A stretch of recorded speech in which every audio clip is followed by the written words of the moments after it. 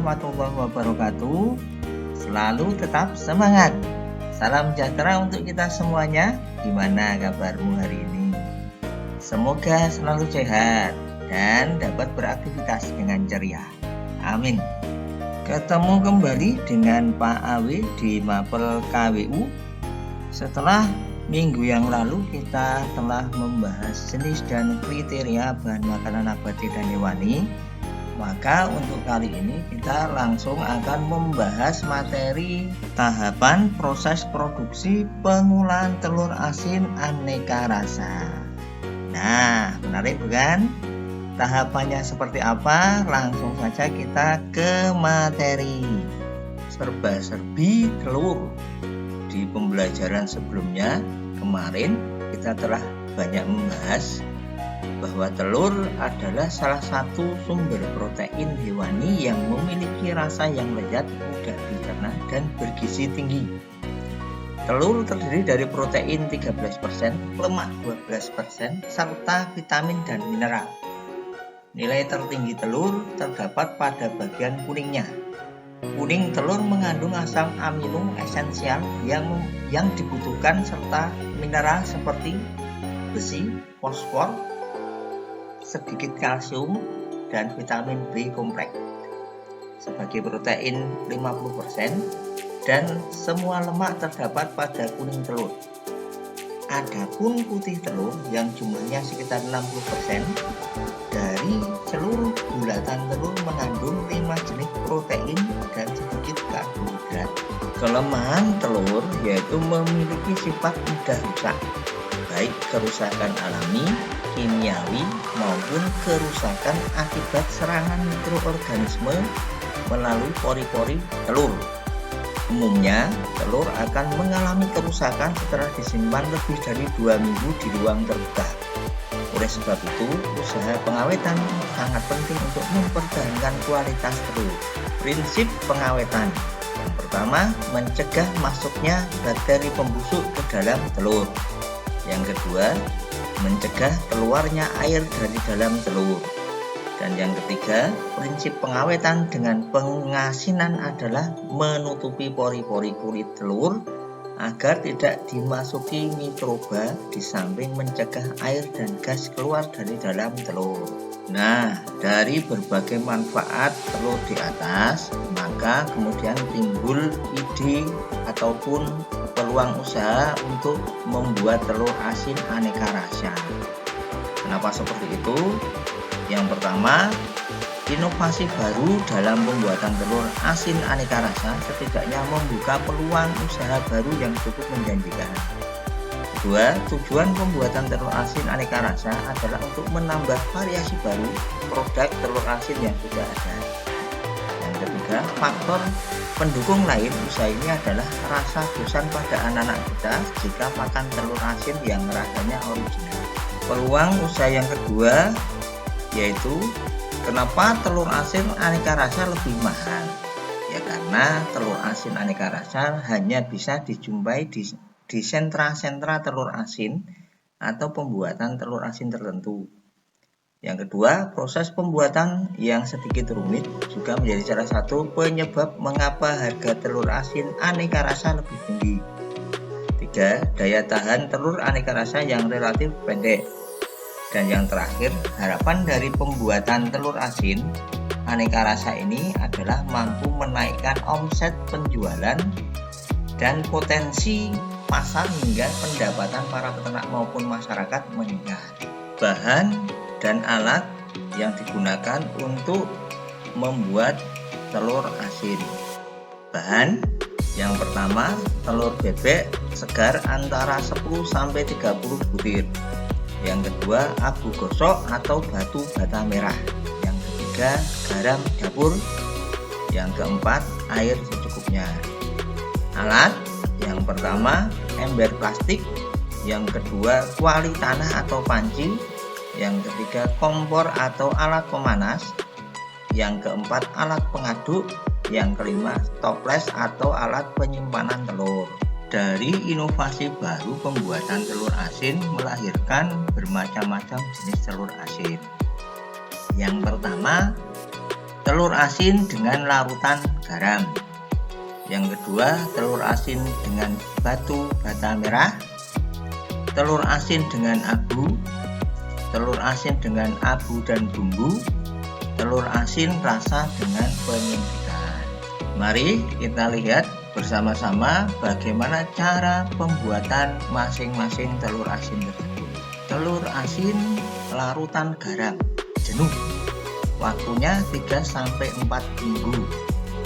Bahan: 100 butir telur itik yang sudah dibersihkan, 250-400 gram garam dapur atau NaCl, 1 liter air. Daya tahan telur asin bertahan selama 8 minggu. Cara pengawetan: buat larutan garam dengan mencampurkan 250-400 gram garam dapur ke dalam 1 liter air atau konsentrasi 25-40%. Yang kedua, rendam telur ke dalam larutan selama 2-3 minggu. Setelah itu, telur diangkat dari larutan dan diletakkan pada egg tray. Telur asin dengan batu bata merah. Bata merah halus dan garam memakai perbandingan 3:1.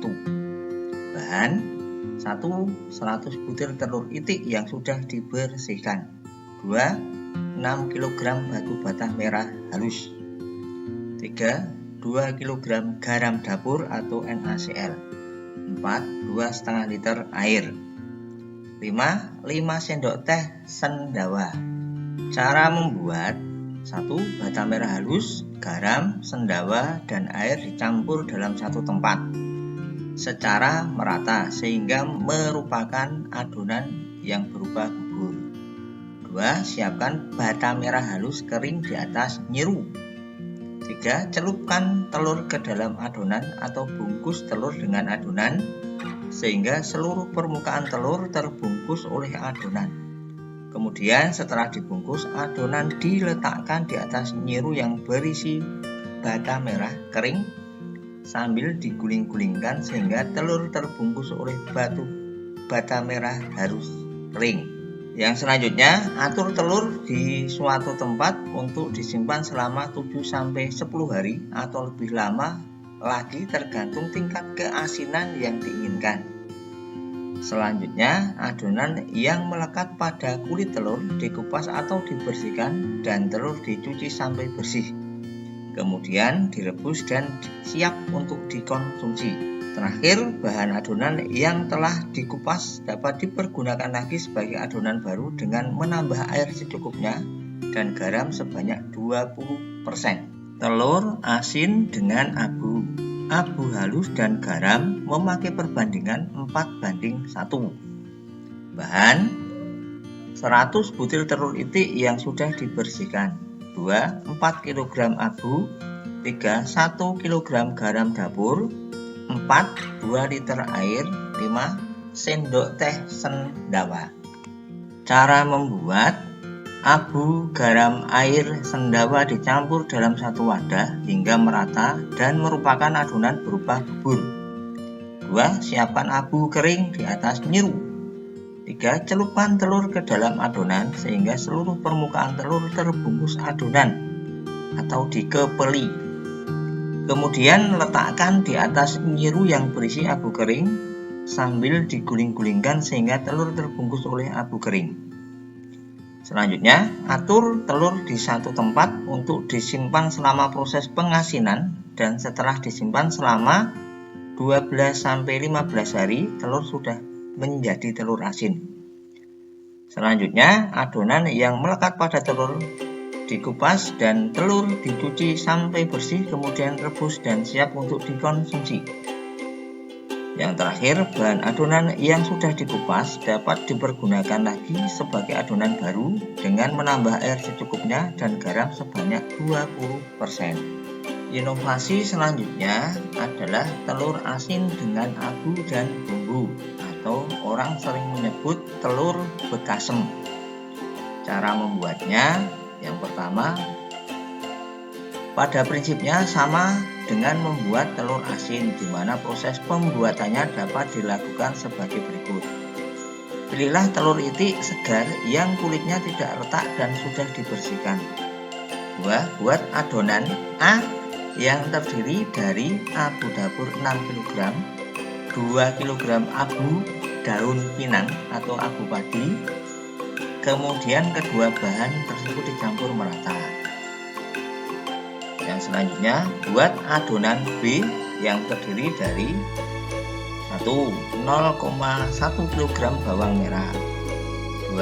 0,45 kg bawang putih, 0,35 kg cabai, 0,05 kg kencur, 0,05 kg kunyit, 0,05 kg jahe, dan 2/3 kg garam. Kemudian bahan bumbu di atas diulek sampai halus, kemudian ditambahkan minyak kelapa sebanyak setengah liter dan larutan daun kembang sepatu atau daun pucuk 1 liter, kemudian aduk sampai merata.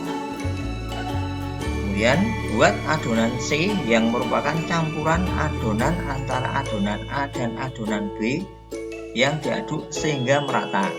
Kemudian telur kemudian dibungkus dengan adonan C dan dengan tebal minimal 2 mm, dan selanjutnya telur disimpan secara teratur di dalam suatu ruangan. Ada banyak nama telur bekasem. Nama dari telur bekasem tergantung dari lama dan tujuan pembuatannya. Nama tersebut adalah yang pertama bekasem bila dengan lama penyimpanan 15 hari. Yang kedua bekasem manggis dengan lama penyimpanan 20 hari. Dan yang terakhir bekasem sempurna dengan lama penyimpanan 25 hari. Untuk menentukan keberhasilan pembuatan telur bekasem, maka perlu kita tahu tanda pembuatan telur asin berhasil. Yang pertama bekasem bila. Tandanya berhasil adalah yang pertama kuning telur masih berwarna seperti semula. Yang kedua putih telur terasa garam dan kuning telurnya terasa bumbu. 3. Di antara kuning telur dan putih telur terdapat lapisan minyak kelapa yang agak tipis. Yang kedua bekasem manggis. Cirinya kuning telur akan berwarna oranye atau coklat. Yang kedua, rasa garam pada putih telur dan rasa bumbu pada kuning telur akan lebih kerasa dibandingkan dengan telur bekasem bila. Dan yang terakhir, bekasem sempurna. Yang pertama, kuning telur berwarna hijau gelap. Yang kedua, rasa dan bau telur sangat spesifik dengan lapisan minyak kelapa yang sangat tebal di antara kuning telur dan putih telur. Demikian video pembelajaran untuk hari ini. Tugas hari ini adalah ada kandungan apa saja yang terdapat dalam telur. Jawaban silahkan dijawab di kolom komentar beserta nama dan kelas, nanti akan Bapak periksa. Terima kasih sudah mengikuti pembelajaran dengan baik. Jangan lupa selalu like, comment, share, dan subscribe channel YouTube ini. Bapak akhiri, wassalamualaikum warahmatullahi wabarakatuh.